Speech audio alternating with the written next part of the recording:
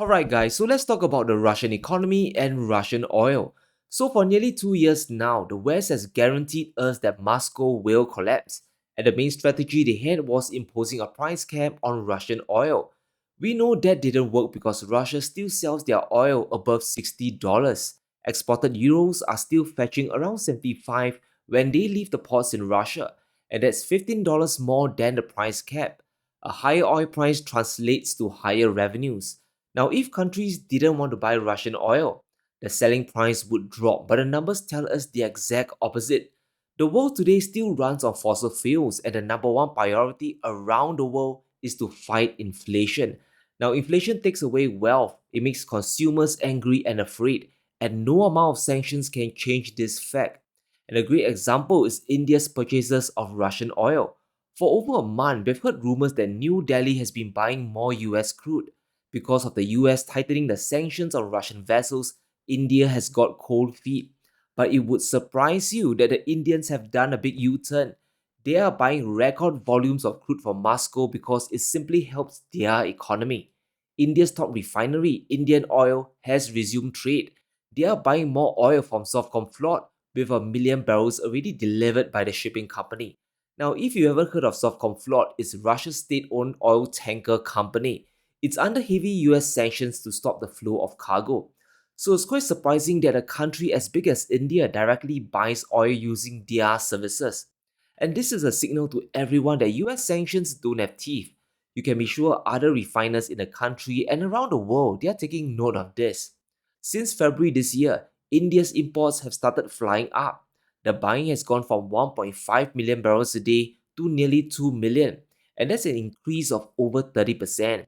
Volumes from Russia have easily exceeded India's imports from Iraq and Saudi Arabia combined. Thanks to India buying more, this adds global competition for Russian barrels. It's basic supply and demand here. This allows Russian revenues to stay high. It refuels the war chest and allows the Kremlin to keep fighting on. And it poses a big challenge to the West who desperately want Putin's volumes to crash down to earth. Now, China, for example, sees the value of Russian oil. In March this year, their imports flew up by over 12%. At the same time, they imported less from the Middle East and the US. And it's all about prices. Because of Russian discounts, China needs those volumes to power their industrial growth. Countries like India, they are seeing this and they know the advantage Russian crude really gives. Because of the supply, India is saving a ton of money. In the first 11 months of their financial year, they saved an estimated $7.9 billion in their oil import bill. And in the year before, the savings was over $5 billion. In other words, if India didn't buy the crude, inflation would be higher and industrial growth would be lower. India is a very ambitious country. They want to grow their economy, and a big goal of theirs is to catch up with China. But that would mean firing on all cylinders. They have to get every single piece of the economic puzzle fitted just right. From this year to 2029, China is expected to account for 21% of the world's total GDP growth. The second place is India at 14%, and the third place is the US at 12%. The advantage China has is a vertically integrated supply chain. This makes them a stronger manufacturing and export hub than India and anywhere else in the world. And if you're a company, moving to China still makes more sense. And if you need more evidence, just look at Tesla. There's a reason why Elon Musk cancelled his trip to India for China. Despite the hype in the media about India replacing China tomorrow, it simply isn't the case yet. You get the raw materials, cheap energy, expertise, technology, and export links to the rest of the world. And to plug this gap, India needs a lot of money to make this happen. There's a lot of investment needed to bridge the gap. You have to build up the energy networks, improve the railway systems, and build better roads across the country. In short, there needs to be a big infrastructure overhaul to make it happen. And this year alone, India plans to complete 20 trillion rupees worth of projects. That's around 240 billion US dollars worth of improvements. The money has to come from somewhere, and this is why the trade with Russian oil simply won't stop. $8 billion in savings is a very substantial amount. It allows Modi to borrow less and spend more to build up India's economy. He has a plan to make India a developed country by 2047, and that's a really bold claim. It's extremely ambitious, and the only way it can be done is to keep GDP growth astoundingly high. To make this happen, India needs to maintain an 8% growth rate every single year. From now until 2047, the economy must grow by 8% non-stop year after year. This isn't an easy target for any country in the world to achieve. This is why India can't afford to decouple from Russian oil. Despite the threats and sanctions from the US, crude from Moscow is very important. It allows Modi to drive better economic growth. When the G7 slapped sanctions on Russian crude, they made a very big miscalculation. They assumed that the world would play ball and sacrifice their economies to punish Russia. But apart from the Eurozone, most countries are practical. They won't stop trading with Russia because it doesn't make sense. It is too big of a commodity producer to be stopped. Now, the G7 price cap has a very big problem. It centers around banning the vessels transporting the oil. If you hired a G7 tanker to move Russian oil, you need to buy the oil at $60 or below. That's the only way the ship will get insurance coverage. But the situation today has completely flipped. A key insurer has admitted the truth that we knew all along, that the Russian oil price cap is becoming unenforceable. Just 16% of all Russian oil flows had Western insurance coverage in April. Not only does Moscow have their own state fleet, but private ships are moving away from the G7. The money transporting Russian oil is just too lucrative. You could be making double or even triple your margins moving crude from Moscow to the world. Many are willing to make the switch towards the shadow fleet.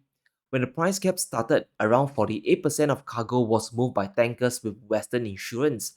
It has been dropping every single quarter and has now reached 16%. This is astounding and is a complete failure of the sanctions. By imposing the price cap, you effectively create two markets for Russian oil: the Western option where you earn less, and the black market option where you earn a lot more. And as evidence shows, the vessels are moving towards the second option. This is called a price arbitrage, and demand always flows to where the money is. Things are also getting very hilarious on Russia's end. To confuse the US and to increase the paperwork, Sovcomflot is starting to rename their vessels. Four tankers have been given new names. Columbus is now Kemerovo, Bravo is now Belgorod, and these ships are flying under the Russian flag. The West is playing an endless game of whack-a-mole on the high seas with Russia. This maritime battle to stop Russian vessels or the shadow fleet growth isn't working out well. You can expect more tankers to switch to the black market in the months to come. The only measure left is to sanction those companies and the buyers, but that's likely a step too far even for the G7. It will completely break the oil markets and drive inflation up much higher. Just because you demand the world buy oil below $60 doesn't mean Russia has to play ball. They can simply divert flows to China and hurt the West even more. The US themselves have admitted that oil from Russia has to flow to the global markets, that India was never expected to stop buying from Russia. On a trip to India, the US Treasury admitted the truth. The US wants Russian oil to keep flowing to prevent any supply shocks. The agenda is to reduce Russian revenues. However, the main objective isn't working out either. Because of the production cuts, the shadow fleet, and other strategies, money coming in from oil is still staying resilient. It's important we look at the income Russia is bringing in. It tells us a lot about the state of their economy. Comparing Q1 over the past 2 years, the total budget income has risen. But pay attention to the oil and gas income. It has recovered from 1.6 trillion rubles to nearly 3 trillion. Other industries are also growing fast, and this allows Russia to spend more not just to fight the war, but to grow their overall economy as well. While the price caps can limit oil revenues, other parts of the economy are growing because trade with China is expanding. Cheap energy might be flowing to Beijing, but in return, Russia is getting a ton of cheap Chinese goods as well. Trade reached around $240 billion last year, and it is still growing. Moscow is getting cars, machinery, and electronics in return for their oil and gas. The sanctions are obviously not working. It does not limit the economy in any significant way, and we are beginning to see evidence of this. The IMF, for example, has upgraded Russia's economy yet again. They expect Russia to grow by 3.2% this year, and that's higher than the UK, France, and Germany. Even the US comes in at just 2.7%. The reasons the IMF gave are clear. Oil exports have held steady and government spending has remained high. And this should come as a shock to the G7, who has essentially thrown the book at Moscow. Russia's central bank is also saying the country has a shortage of workers. There's just so much demand in the country that employment just can't catch up. The supply of workers is just too little, and this is a good problem to have.